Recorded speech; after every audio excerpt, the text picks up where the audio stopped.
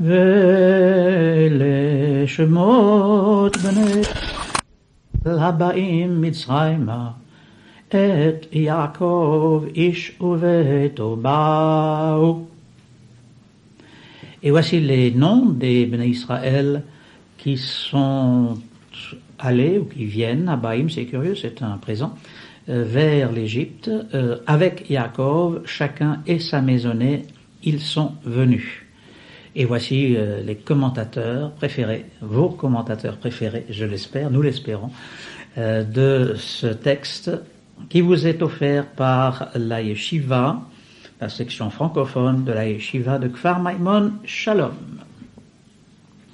Alors, au cours des émissions précédentes, nous avons longuement insisté sur le fait que ce sont des individus qui sont descendus en Égypte.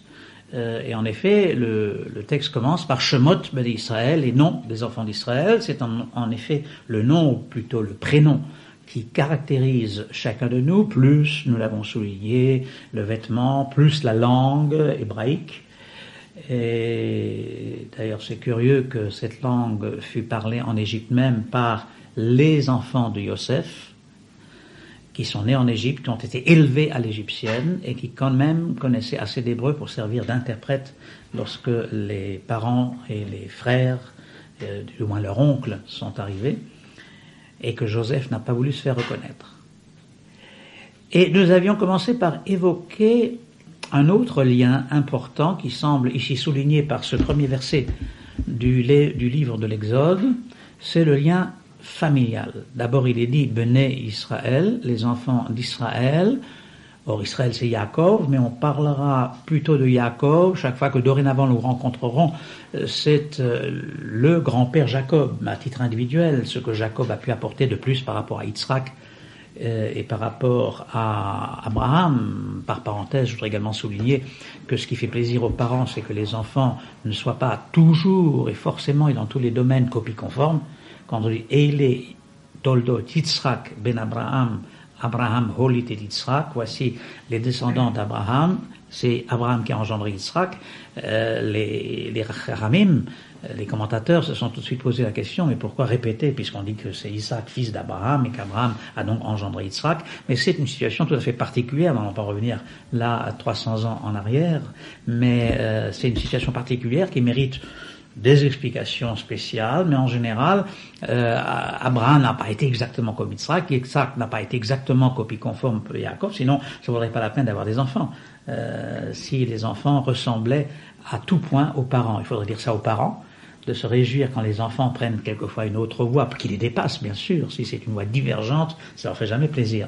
Mais si c'est une voie convenable, mais dans laquelle les enfants dépassent les parents, je crois que c'est la plus grande récompense que les parents puissent avoir, ainsi que le maître qui voit ses élèves le dépasser en sagesse, en connaissance, en bon vouloir, comme ça se fait couramment au lycée français de Kfar Maimon, bien entendu. Alors, donc, Bnei Israël, là, il ne s'agit pas des enfants de Yaakov à titre individuel, mais des enfants d'Israël. Israël, c'est le nom générique dorénavant pour les Bnei Israël, c'est-à-dire pour la famille, la grande famille juive. Et alors, pour que on souligne ici que ce n'est pas une invention, si j'ose dire, des commentateurs, mais que c'est effectivement cela le message de ce premier verset, c'est aussi le message de ce premier verset, on nous dit « Et Yaakov ». Alors à propos de « et Yaakov », « et » en général introduit le complément d'objet direct défini. Faisons un peu de grammaire, je ne sais pas si vous aimez cela. La grammaire, le dikduk. Ouais. On verra. Alors « et » donc introduit le complément d'objet direct défini. Par exemple, pour ceux qui apprendraient l'hébreu, bien qu'ils soient à Paris, Lyon, Nice ou Toulouse, je ne sais encore où ces cassettes seront diffusées dans les chaînes juives de France, si vous dites « je mange une soupe », c'est un complément indéfini du verbe manger. Et ça se dirait en hébreu « ani ochel marak ». On ne va pas croire qu'il y a quelqu'un avec moi aujourd'hui, hein, parce qu'il m'écoute les yeux baies, la bouche bée. Bon. Tandis que si vous dites, si au lieu de dire « je mange une soupe », vous mangez la soupe, vous diriez, voilà, ani ochel et hamarak. Ce que le français ne comprend pas, puisque l'accusatif en France n'est pas marqué en français. On voit aussi que quand on dit par exemple Aniochel et Hamarak, on voit deux attributs qu'on rajoute. On rajoute le et dans la phrase, qui est un article défini, et le Hamarak, le he qui précède le mot marak, qui est aussi un complément du et pour définir. Oui, en fait, l'article défini c'est ha. Mais devant ce complément direct marqué par ha, on met et. Mais et a également une autre signification, oui. Il faut avoir la signification de avec. Voilà.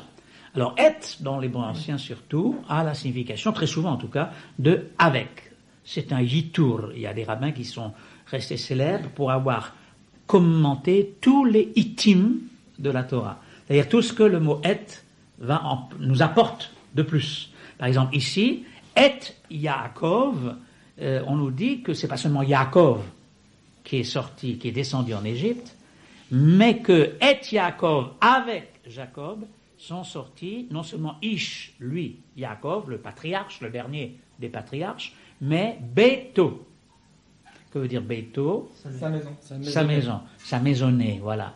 Bait, c'est une maison, et celle qui est à Keret Habayit, celle qui est la pierre angulaire de la maison, la reine de la maison, la maîtresse de maison, c'est la femme. Donc, Beto, c'est d'abord la femme, donc les femmes, en l'occurrence de Jacob, puisque sans vouloir là aussi retourner en arrière, nous savons que Jacob a eu deux femmes principales, si j'ose dire, ce qui fait d'ailleurs un problème de halachique, puisque c'était deux sœurs, enfin là, encore une fois, on ne va pas revenir en arrière, et deux suivantes, deux servantes, chacune des sœurs, ça fait 4. Eh bien, tous ces gens-là, apparemment, sont partis d'un même cœur, d'un même élan, sur les mêmes chariots, et Yaakov avec Yaakov. Ce qui n'a pas été forcément le cas lorsque, vous vous souvenez peut-être, Yaakov est revenu de Lavan, de l'exil, du premier exil de Jacob. Il est revenu de Lavan avec sa famille, lorsqu'il va rencontrer Esav, son frère ennemi, et qu'il ne sait pas trop, qu'il ne connaît pas trop les intentions plus ou moins pacifistes de Esav. Ça existe que les gens qui nous entourent n'ont pas toujours des intentions pacifiques malgré ce que l'on espérerait d'eux. Eh bien là, il divise le camp, le papa Yaakov, en plusieurs sections, si j'ose dire, en prenant un certain nombre de dispositions militaires, diplomatiques, etc. Mais chacun n'est pas mis au même plan. Tandis qu'ici, pour descendre en Égypte, c'est Ish ou Veto, chacun et sa famille, Baou, sont venus, et Yaakov avec Yaakov. Au sujet de la rencontre avec Esav, il faut également ajouter que Yaakov avait caché sa fille Dina, par crainte que Esav la voie et envie de l'épouser. Oui. Et à ce sujet, les commentateurs nous expliquent qu'on a reproché ce geste à Yaakov, parce qu'on a pensé que peut-être Dina aurait pu entraîner Esav dans le bon chemin. Donc même si la crainte était en fait légitime, c'est la crainte d'un père de voir sa fille qui épouserait un rachat. Donc on a reproché ce geste à Yaakov. Oui. D'ailleurs, c'est le même problème qui va se poser d'ailleurs pour Yaakov et toute sa maisonnée. Aussi longtemps que Yaakov et toute sa maisonnée, toute sa famille vont en Égypte, encore que Yosef leur recommandera dans quelques instants, ou dans quelques semaines, dans quelques émissions plus tard, je ne sais pas non plus le rythme avec lequel passent ces enregistrements, eh bien, nous verrons que Yosef va chaudement recommander à Yaakov et à tous les siens de rester groupés ensemble, dans une espèce de ghetto spirituel. Ghetto doré dans le territoire de Goshen, une bonne terre, mais il va même leur souffler un prétexte pour rester entre eux. Car dans ce que tu dis, à savoir est-ce que la sœur aurait pu une influence sur Esav, peut-être, mais peut-être ce serait le contraire. Je veux dire que, je ne sais pas, vous êtes des jeunes gens, je vous souhaite de trouver votre zugato, votre partenaire, votre père, votre moitié PAIRE, votre moitié dans de bonnes conditions, mais le choix est tentant. Je veux dire, est-ce que vous n'auriez pas l'idée de dire, bon, puisque nous sommes religieux, mieux vaut sortir de ce milieu pour épouser une juive, certes, mais une juive tiède, qui ne connaît pas tellement la religion comme cela, par amour pour moi, je vais lui faire découvrir le judaïsme, ou bien ne faut-il pas courir ce risque et dire, après tout, étant donné la madrega, le degré de religiosité, de pratique auquel je suis arrivé, et sachant que hakol bidei haisha, que tout dépend de la femme, est-ce qu'il ne vaudrait pas mieux choisir comme compagne, comme femme, quelqu'un qui a au moins au départ les mêmes idées, le même mode de vie que celui auquel j'aspire? J'aurais peut-être une question sur le passouk que je comprends pas, c'est que on voit que Abraham, quand il a converti plusieurs personnes, et depuis dans son camp il y avait aussi des personnes étrangères à sa famille. Ça a été de même avec Yitzhak et avec Yaakov maintenant. Et puis on voit que ici c'est Yaakov qui descend avec sa maisonnée. C'est-à-dire on peut croire d'après ce mot Beito qu'il descend avec sa famille. Alors qu'est-ce qu'il en est des convertis et tout le Ah non, mais non, alors là il n'y a pas de convertis. Lorsque les Bnei Israël, 4 siècles plus tard, certains historiens disent 210 ans plus tard selon les contes, les Bnei Israël vont sortir d'Égypte, il y aura avec eux beaucoup de convertis ou de pseudo-convertis, ou même pas de convertis du tout, beaucoup de goyim qui vont profiter de cet événement, et c'est ce qu'on appelle le Erev Rav. Il a bon dos ce Erev Rav, puisqu'en anticipant un petit peu, on lui met sur le dos le veau d'or, enfin le Maaseh Egelazav, qui est énorme. 40 jours après avoir dit Naaseh V'Nishma, voilà que nos grands-parents se permettent de faire le veau d'or. Ah non, mais c'est pas eux, c'est le Erev Rav. Bon. Qui réclame également faire partie du Rav qui est sorti de oui, ça, je crois qu'il y a de cela un petit peu. Oui, Shlomo Talmoni, pour les gens qui ne la connaîtraient pas, c'est la ministresse, si j'ose dire, des affaires culturelles, qui est d'extrême gauche, qui après tout ne serait pas un mal en soi peut-être, mais qui a de la culture juive une vision tout à fait personnelle, ce qui a fait on l'a quand même obligé à démissionner après plusieurs sorties catastrophiques du ministère du culte, qui a été d'ailleurs, de l'éducation, qui a été d'ailleurs confié à quelqu'un de beaucoup plus intelligent, d'aussi gauchiste qu'elle, mais qui ne fait pas parler d'elle, mais qui fait ses coups en douce. Enfin, n'insistons pas, on n'est pas là pour faire directement de la politique, et puis tout dépend aussi de nos auditeurs, s'ils sont au courant ou non de la situation en Israël, mais c'est vrai que le Erev Rav va jouer un certain rôle négatif. D'ailleurs, lorsque Moïse dit « aie pitié de ton peuple », il dit à Dieu, Dieu lui rétorque « mais c'est ton peuple à toi, moi je t'ai jamais demandé de faire venir avec toi toute cette tourbe qui est sorti avec toi. » Et nous avons également aujourd'hui l'exemple on ne pouvait pas sélectionner au départ tous ceux qui ont voulu fuir les anciens pays communistes. Alors il y a certes des juifs, qui se souviennent d'être juifs, mais d'aucuns disent qu'il y a de nombreux non-juifs qui sont venus avec et auxquels on fait porter également le chapeau d'une certaine mafia russe qui s'installe en Israël. Enfin, il y a dans le pays de tout. On a tout ce que vous voulez, messieurs, dames. Venez. C'est un pays très varié et il y a encore beaucoup à faire. Mais par contre, pour te répondre ici sur Yaakov, j'ai l'impression que là, Yaakov n'a pas emmené autre chose. Si tu fais le compte, et c'est la raison pour laquelle dans le livre précédent, dans la Genèse, elle termine par un recensement, un compte de ceux qui sont sortis, eh bien tu verras que d'une part c'est 13 enfants, puisqu'il a eu 12 fils plus Dina, que tu as déjà cité, plus leurs conjoints, plus leurs enfants, d'ailleurs on va ici les répéter, leurs noms, ce qui montre bien que ce sont eux qui sont sortis dans le texte, lorsqu'un jour nous arriverons à aborder le 2e verset de l'Exode, ce sera peut-être fait dans la prochaine émission, puisque celle-ci tire déjà à sa fin. Mais lorsque nous verrons le 2e verset, nous verrons qu'on répète les noms que nous connaissons déjà. Ruben, Shimon, Lévi, Yehuda, Issachar, nous les connaissons, pour bien souligner que ce sont eux, en tant que juifs, qui sont sortis d'Égypte. Et ils étaient tellement unis que c'est uniquement lorsqu'ils ont le feu vert de Yaakov qu'ils sont partis. Même pour revenir apporter de la nourriture au moment de la famine, il fallait l'autorisation de Yaakov, puisqu'il fallait apporter Binyamin, le montrer, etc. Enfin toute l'histoire où Yosef les a accusés d'espionnage. Eh bien, c'est Yaakov qui quand même a dû donner le feu vert après l'intervention de Yehuda.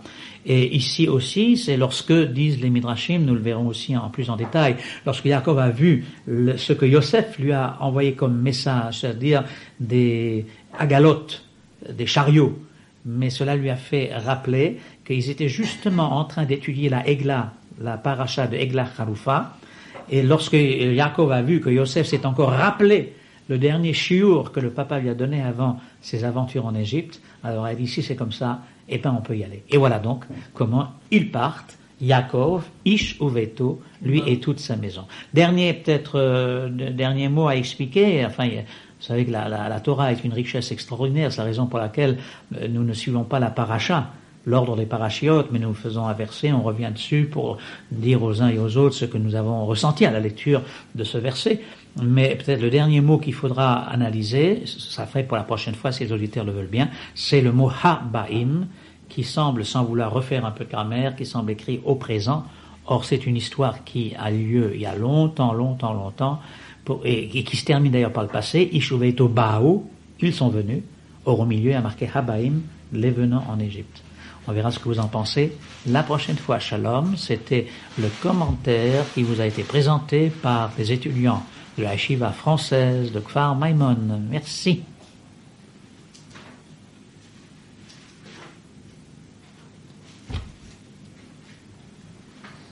ואלה שמות בני ישראל הבאים מצרימה את יעקב אישו ביתו באו. Ce qui signifie Et voici les noms des enfants d'Israël qui viennent en Égypte, vers l'Égypte.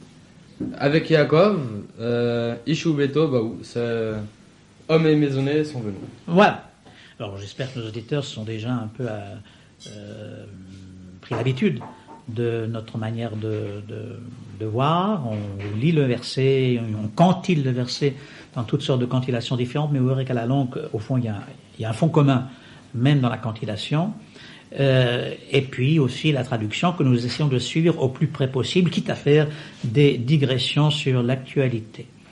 Alors, liquidons Mitzraïma. Mitzraïma veut dire vers l'Égypte. Cela nous indique que finalement, il n'avait peut-être pas de carte Michelin pour indiquer exactement le chemin. C'est vers l'Égypte. Je crois que plus fondamentalement, l'homme fait des projets pour voyager. On s'en va vers quelque part, on n'est pas sûr toujours d'arriver entier. Même je me suis laissé dire que des hold-up se sont effectués, des agressions sur les autoroutes françaises, s'il vous plaît. Nous n'avons pas le monopole des actes de terrorisme, mais là il s'agit pour de l'argent, des gens qui attaquent tout simplement des touristes qui vont emprunter les autoroutes françaises, comme au bon Moyen-Âge, où quand moi j'étais jeune, on nous apprenait que les jacqueries, qu'il y avait là des bandits des bandits de grand chemin qui attaquaient les diligences, etc. De ce fait, de ce point de vue-là, nous n'avons pas tellement évolué. Alors on nous dit ici qu'ils sont mis en route pour l'Égypte. Effectivement, ce n'est pas évident. Encore que là, ils ont pris, semble-t-il, le chemin le plus direct pour aller d'Eretz Canaan en Mitzrayim. Ce ne sera évidemment pas du tout la même chose quand Dieu les fera ressortir d'Égypte 2 siècles plus tard, ou 4 siècles plus tard, où ils vont prendre le chemin des écoliers dans des circonstances et pour des raisons que, si Dieu veut, nous pourrons analyser quand nous en serons là. Je pense qu'on était resté sur la question de l'opposition entre Habaïm, les venants, c'est au présent, et la fin du passou qui nous dit Baou, c'est-à-dire ils sont venus au passé. C'est ça. Alors, merci de ce rappel à l'ordre. J'avais liquidé Mitzraïma justement pour en arriver à cette contradiction. Simplement pour terminer Mitzraïma, on pourrait dire à la place de Mitzraïma, dans un hébreu moderne, on dirait El Mitzrayim. C'est ça. Quand vous avez, chers auditeurs, un Hey au bout, ce n'est pas forcément la marque du féminin, c'est la marque directionnelle. Ça veut dire vers quelque part, Baïta. Aujourd'hui, en hébreu moderne, on dirait Ani holer Baïta, je vais vers la maison, je vais vers la maison. Harana, il est parti vers Haran, Vaïfka Bamakom, et il est arrivé. Non, l'endroit justement, ce qui montre aussi, et je t'en remercie, qu'il y a quelquefois loin de la coupe aux lèvres, c'est-à-dire des intentions, et de l'arrivée, effectivement, là où on voudrait arriver. Mais alors, précisément, Abaïm n'est pas fait pour arranger les choses, puisque c'est un participe présent. Rappelons à nos chers auditeurs et auditrices, que le verbe au présent n'existe pas en hébreu. Il y a ce qu'on appelle l'accompli et l'inaccompli. Ce qui est déjà passé et ce qui va se passer avec l'aide de Dieu. Le présent n'existe pas, c'est un participe présent. Comme en anglais, I am going, je suis en train de marcher. C'est-à-dire, j'ai commencé à marcher à quelques instants, et si bête à Dieu, je continuerai à marcher. Mais ça ne veut pas dire je marche, ça ne veut rien dire. Bon, ça nous entraîne trop loin, mais je veux dire que le temps étant infiniment divisible, eh bien, le peu de temps qui vous reste pour marcher, lui-même est divisible en passé, c'est-à-dire vous avez déjà marché, et en futur. Donc le temps présent, à proprement parler, n'existe pas. Or ici, c'est un participe présent, ba'im, ha-ba'im. Autrement dit, l'action qui consiste à descendre en Égypte peut-être continue de nos jours au présent. Cela signifie que les Juifs n'ont jamais fini d'aller en galoute, en exil, et peut-être de s'y plaire et de s'y complaire. Aujourd'hui encore, les 4/5 du peuple juif, comme au temps d'Égypte, restent en galoute. Seul un 5e, nous le verrons, est sorti d'Égypte. Donc 4/5 sont restés en Égypte. Mais ici, c'est au présent. C'est-à-dire que les gens continuent à rester en Égypte, alors que l'Égypte, bon, c'est un exemple, mais à propos de l'Égypte, on dit tu ne retourneras pas en Égypte. Eh bien, on retourne en Égypte. Bon, ce ne sont pas tous les Juifs, encore que lorsque les frontières égyptiennes se sont ouvertes, 40 000 Juifs par an sont allés visiter le Sinaï. Il y en avait quelques dizaines seulement qui visitaient le Sinaï quand il était entre les mains juives. Et depuis qu'il faut aller en Égypte, le dépaysement, je ne sais pas, il y a 40 000 alors qu'il n'y a que 3 ou 4 Égyptiens par an qui se perdent en Israël, et encore avec beaucoup de difficultés. Moubarak n'a jamais mis les pieds en Israël, alors que Rabin, etc., il court plutôt 2 fois qu'une. Donc on va en Égypte, on revient en Égypte. Mais je ne parle pas aussi de ceux qui sont en Gola, qui s'y complaisent 50 ans après l'État d'Israël, ou près de 50 ans après la Shoah, en tout cas, 50 ans après la Shoah, 50 ans après la création et l'indépendance de l'État d'Israël, eh bien, la plus grande partie de notre peuple reste en galoute, et je crois qu'il faut en prendre acte. C'est malheureux, mais il faut en prendre acte. D'ailleurs, une des raisons pour lesquelles nous nous mettons autour de ce micro dans ce village du Negev pour envoyer l'enregistrement à nos frères de Gola, c'est parce que nous voudrions qu'il y ait un lien entre eux et nous, et ce lien est forcément, d'après nous, la Torah. Le sujet des 4/5 et des 4/5 des Juifs qui sont restés en Égypte et du 5e qui est parti, il faut faire attention parce que c'est pas plaisant le soir qu'il leur est arrivé au 4/5 dire. C'est ça. Ils se sont perdus soit dans les affres de la persécution, soit dans les séductions de l'assimilation. Je veux dire, effectivement, ils se sont perdus, comme je pense, sans vouloir jouer aux sionistes, qu'il n'y a pas du tout d'avenir dans la Gola. Quand je dis il faut en prendre note, il faut en prendre acte, c'est-à-dire sauf événement exceptionnel que nous ne souhaitons bien entendu pas, eh bien les Juifs resteront dans la belle communauté française, structurée, etc., pendant X temps. Maintenant, l'X temps, ça dépend d'eux, bien sûr, ça dépend aussi de Dieu. Il ne faut pas mettre sur le fait de ne pas venir en Israël. C'est pas Dieu qui inspire. Chacun est libre d'y venir ou de ne pas y venir. Mais ça signifie que Dieu peut être quelquefois précipiter les choses en leur faisant voir qu'après tout, bonnet blanc, blanc bonnet. J'ai pris contact récemment, et au risque de dater cet enregistrement qui se veut intemporel, mais il est fait juste avant les élections françaises. Il paraît que on va bientôt élire en France un nouveau président de la République, et nos braves amis juifs, comme tous les Français, supputent lequel sera mieux, lequel sera moins bien, est-ce Balladur, est-ce Chirac, est-ce Jospin, Jospin, comme on dit en France. Eh bien, alors on regarde, non, Delors, il y a longtemps qu'il a renoncé. Oui, il se préoccupe de cela, nos braves juifs là-bas, alors qu'ici, nous nous préoccupons de savoir combien de temps Rabin va nous faire souffrir, et quand est-ce que peut-être on verra le bout du tunnel. Je veux dire par là qu'il y a, qu'on veuille ou non, 2 sortes de judaïté qui se dessinent, avec 2 préoccupations différentes, non pas, Dieu merci, que les Juifs de France se désintéressent d'Israël, la plupart sont sionistes et viennent nous voir ou nous écrivent, ou passent des vacances avec nous, ou envoient les jeunes faire des études en Israël, ou consentent à ce qu'ils fassent des études en Israël. Mais je crains que pendant un certain temps encore, il y aura une Gola qui va perdurer. Ce qui est évident, me semble-t-il, c'est que l'avenir du destin juif se jouera ici en Israël, dans la patrie d'Abraham, d'Isaac, de Jacob, de Moïse, de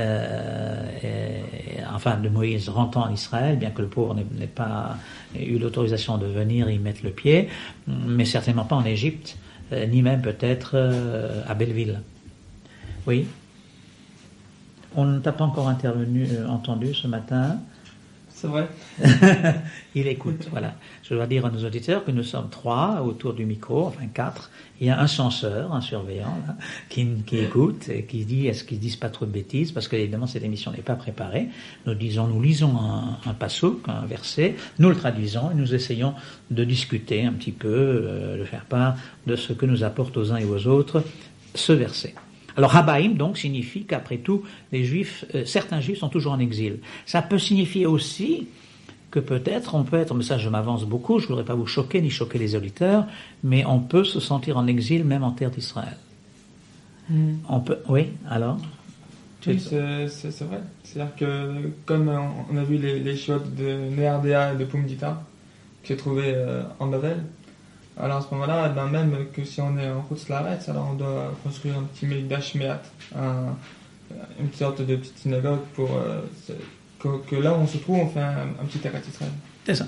Il y a évidemment une grande discussion. Est-ce qu'il faut investir en Gola, est-ce qu'elle va durer ou pas, ou est-ce que c'est pas de donner de bonne conscience aux gens? C'est vrai, quand vous allez aujourd'hui dans les grandes villes qui nous écoutent, Paris, Lyon, Nice, Toulouse, que sais-je, Marseille, eh bien on trouve là-bas des mikvaot en quantité, des boucheries cachères dans tous les coins, des synagogues petites ou grandes partout. Il y a un espèce de réveil du judaïsme qui me semble évident, mais qui peut peut-être aussi inciter ceux qui sont dans la galoute à dire, après tout, restons-y, parce qu'en Israël, vous avez des endroits où le judaïsme n'est pas tellement évident. Je ne parle pas de Frère Maïmon, venez ici voir ce que c'est qu'un paysan juif qui vit son judaïsme et sa Torah sans affectation, mais d'une manière naturelle. Mais ce n'est pas vrai dans tous les coins d'Israël. L'Israël est peut-être de ce point de vue-là comme une auberge espagnole, on trouve ce qu'on y apporte. Il faut faire attention aussi, on a une Gemara, je crois que c'est Ketuvot, la Daf Kufyud, qui nous avons des gens savants autour de ce micro, hein. Oui. Qui nous dit. Kufyud, c'est 110. Kufyud Aleph.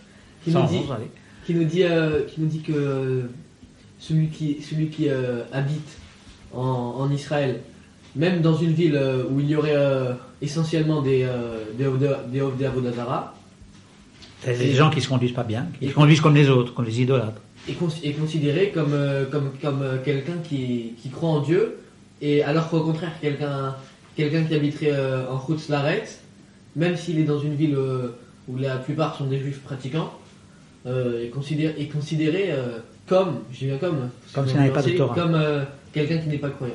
C'est ça.